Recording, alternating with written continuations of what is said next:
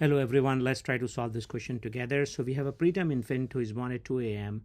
The infant is intubated and umbilical lines are placed.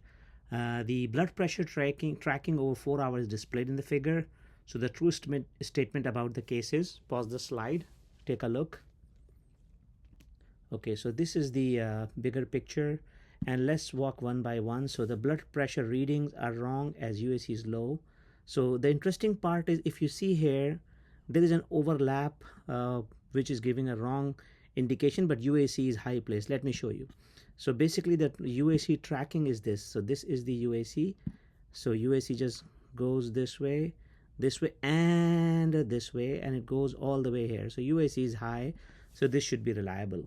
An urgent echocardiogram should be obtained. Yes, look at the blood pressure. It keeps on going down, and this patient must need intervention. And of course, in addition to starting vasopressors and fluid boluses, the patient needs an urgent ultrasound. What about the white pulse pressure? So this is again confusion that pulse pressure is usually measured by systolic blood pressure minus the diastolic blood pressure. So it's 22, and 22 is not very high, and you guys can see here. And so the definition of white blood pressure is is the diastolic blood pressure times 2, and if it's less than systolic pressure. So here, if we add these diastolic pressure, the sum is 48, which is less than 46. So and this is a nice YouTube video which describes the white blood pressure.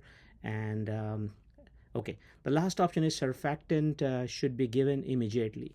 So again, as you guys can see, that although the details are not given in the history, that how much oxygen the baby is on, but looking at the chest X-ray, it doesn't look that bad, and it's given immediately. And giving the surfactant will probably not fix the blood pressure. So patient needs cardiac intervention and cardiac evaluation right away rather than the respiratory one.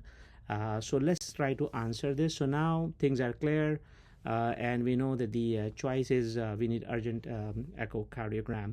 And this is a nice article which suggests that the notion of white pulse pressure is always associated with PDA.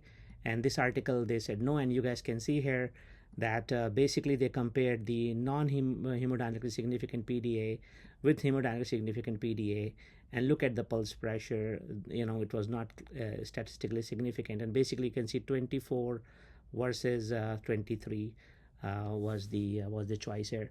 So I hope we all have learned something together today. You guys have a wonderful day. Bye.